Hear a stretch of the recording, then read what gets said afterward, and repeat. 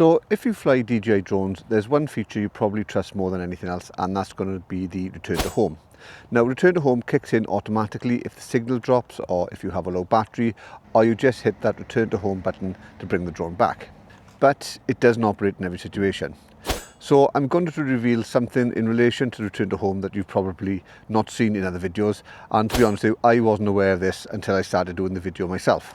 And it also means that the drone could pass the home point and not return home straight away as planned, and it may even overshoot by up to 50 meters, but I'm going to go into that later, so do make sure that you hang around. And yeah, I hate it when people say that, but this really is the case. Now, you may already know that you have two options of return to home, and that's going to be the preset and the optimal to choose from. But I'm guessing what you don't know is that now, due to the presence of LiDAR, even within the preset option, the drone will operate and function differently depending on the distance and height the drone is actually away from the home point. And in fact, the difference of 1 meter can drastically alter the way that the drone will react when return to home is actually initiated. So because of this, in today's video, I'm going to be breaking down the differences between DJI's preset return to home settings, and that's due to the LiDAR, and the optimal return to home setup. And the settings and habits that can literally save your drone from crashing into buildings, trees, hills, or even water. So before I do go any further, if you could do the like, subscribe, notification bell and the hype, that would be greatly appreciated. The majority of viewers don't click the subscribe or the hype, but it really does help the channel out. So the first thing we need to look at is the settings and the return to home height, and also the advanced settings when it comes to return to home.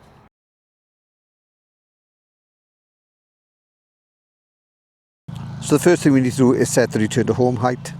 So we go into the three buttons top right, go to where it says safety, scroll down to where it says auto return to home altitude, and then just change that to roughly 10 meters above the tallest object you got in the area. And then if we scroll down even further, you can go to the advanced safety settings, click on that, and that gives you three options for what to do if the signal is lost. So I tend to leave this on return to home, because otherwise, if you set it to descend or hover and you lose signal, the drone could be somewhere where you're not going to be able to recover it. So the safer option is just have it set to return to home. Okay, so that's the settings done. Now this is the part where I said you need to hang around. Now in the manual, it does state that the drone should ascend 7 meters before moving horizontally. And I, for one, really didn't pay much attention to that. I would just launch the drone and hope for the best. But what I found is that if you move the drone horizontally first and then rise it up, when you go on to initiate return to home, the drone's not going to come straight back to you, or it runs the risk of not coming straight back to you. So instead, it could actually bypass the home point altogether and fly maybe 20 to 50 meters away from you before returning, even though it's just past that point.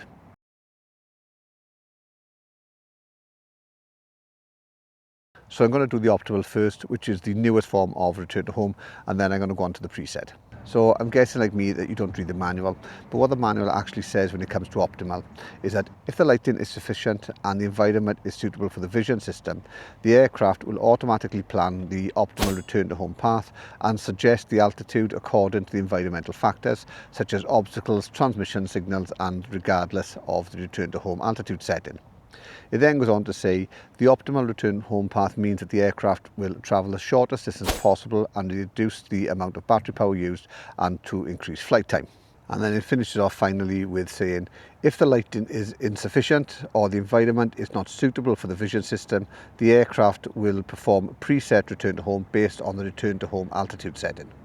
So what this means in English is that when the conditions are just right with good lighting and a clear environment, your Lito X1 is going to get smart. It automatically maps out the best possible route back home, and it's going to adjust the altitude in real time to avoid obstacles and maintain a strong signal. And it's also going to take the shortest, most efficient path back to you, and that's going to result in saving battery power and maximising your flight time. But if conditions aren't ideal, like poor light or poor visibility, the aircraft is going to switch to a safer backup plan, and it's going to return at a preset altitude that you've set in advance. Now, it also says to set the advanced return to home as preset if there's power lines or transmission towers that the aircraft cannot bypass on the return to home path, and to make sure that the return to home altitude is higher than any obstacles. So this means for me, I read this as only use optimal when you've got a clear route back and there's no hard, small to detect items such as wires or thin branches. And I'm guessing that the larger obstacles will be fine and the drone's going to avoid them easily.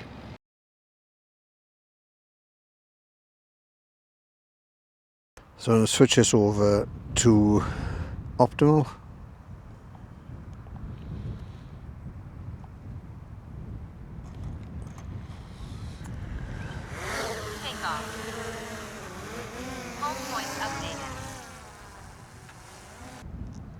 So I'll just fly it around a bit.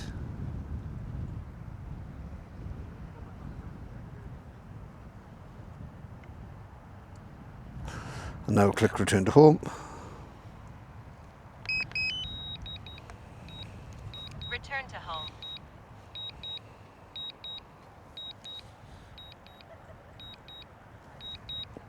And the drone's just going to use the best path to come back to me. But you can see from there, it's not actually coming in a straight line. For some reason, again, it's going off to the side. So it's actually passing me at the moment. So it's flying away from me.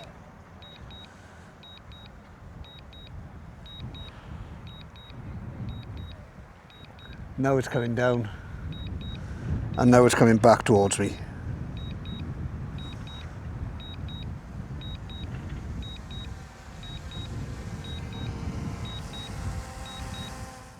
And this is the point where I stop for 2 minutes and say, if you find it useful, if you could do the like, subscribe, notification bell and the hype, that would be greatly appreciated. There's also an option there for buy me a coffee, and any funds I get from that are going to go back into growing the channel. And if you want to know about more videos on the Lito X1, then there's a complete playlist up here which will catalogue all the videos I've done so far.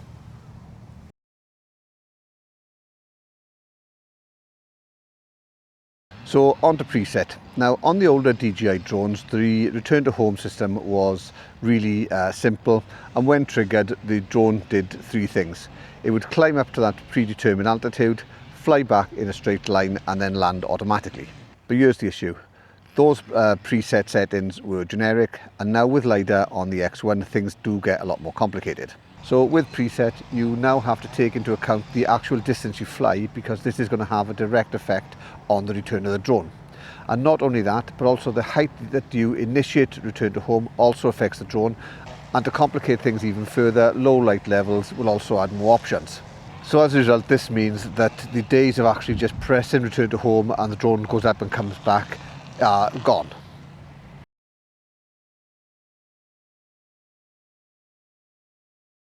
Now the manual does state if the drone is less than 5 meters away, it's going to land straight away. And you need to bear this in mind, that if you are launching maybe off a cliff or a bridge and you do press return to home, there's always the risk the drone is going to descend and land straight away.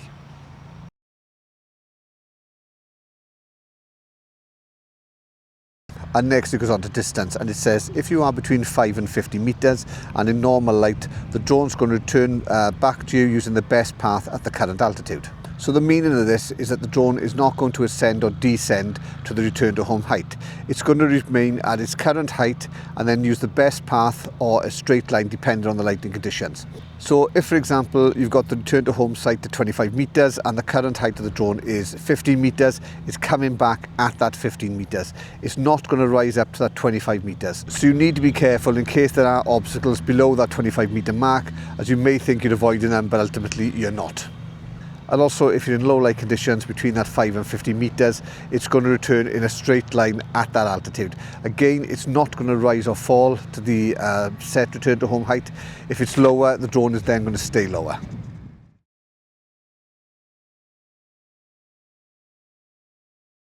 And then when it comes to a distance which is over 50 meters, things are going to get even more complicated, because this time you've got to take into consideration the height of the drone, not only the distance it is away from you. So this time it does state that if the lighting is normal and the altitude is lower than the return to home height, the drone will plan a return to home path and it's going to fly to an open area, ascend to that return home height and then come back using the best path. So in this case, if you're at 15 meters high and the drone return height is set to 25 meters, it's going to find an open space with no overhead obstructions. Then it's going to rise up to that 25 meters and fly back using the best path that it has. But if you are flying in low light, the drone will ascend to the return home height and then it's going to fly back in a straight line at that return home height. Again, it's not going to find the best path available. But remember the part I said earlier about the 7 meters ascent at the start? It's going to fly back to where the altitude was 7 meters and then it's going to drop back and then it's going to come back to the home point. So if you went up in a straight line from the home point, you're going to be fine. But if you flew the meters maybe 20 meters away before rising it up to that 7 meter mark, it's going to go back to that 20 meter distance away from you before it actually returns. And then finally you've got the situation where you've got normal lighting and the altitude is greater than the return to home height. And this time the drone's going to come back to you using the best path, but at that current altitude. So it doesn't actually say if it's going to ascend or descend, it just says at the current altitude. So I'm guessing it may just shorten the flight path. So if you're at say 35 meters, it's not going to immediately drop to 25 meters. It's going to stay at that 35 meter mark until the best path option is reached. And again, it says that if it's in low light, it's going to come back at a straight line at the current altitude. It doesn't say anything about dropping, so I'm guessing this is because the obstacle avoidance is going to be limited. So this means, in a nutshell, that if you're in normal lighting conditions and within 50 meters and at any height, or you're over 50 meters at a distance above the return to home height, it's going to come back using the best path at that current height. But if you're over that 50 meter distance and you're below the return to home height, it's going to ascend and then it's going to come back using the best path. So in good lighting, this means that the return to home height is only going to apply if you're over that 50 meter distance and you're below the return to home height setting. If you're in low light and you're within that 50 meter distance and at any height, or you're over the 50 meter distance and above the return to home height, it's going to come back using a straight path at the current height. And then if you're over 50 meter distance but you're below the return to home height, it's going to ascend and then come back using the straight path.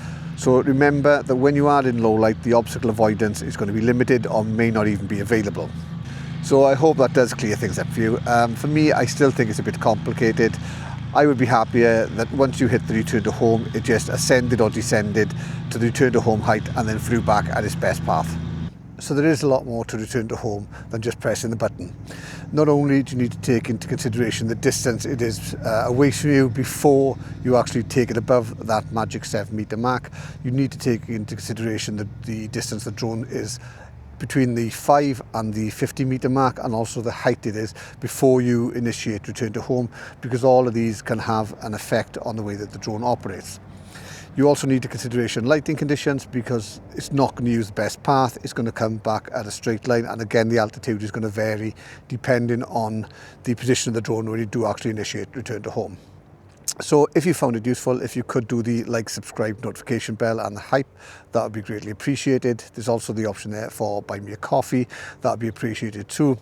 If you've got any questions in relation to the DJI Lito 1 or the X1, the Mini 4 Pro, the Mini 5 Pro, the Neo 2, the Hover X1 Pro or Pro Max, or the new range of Potentic drones, also let me know in the comments below. And there's going to be a playlist after this of everything I've done so far on the Lito X1, so if you want to view those, that would be great as well. So thanks very much and bye.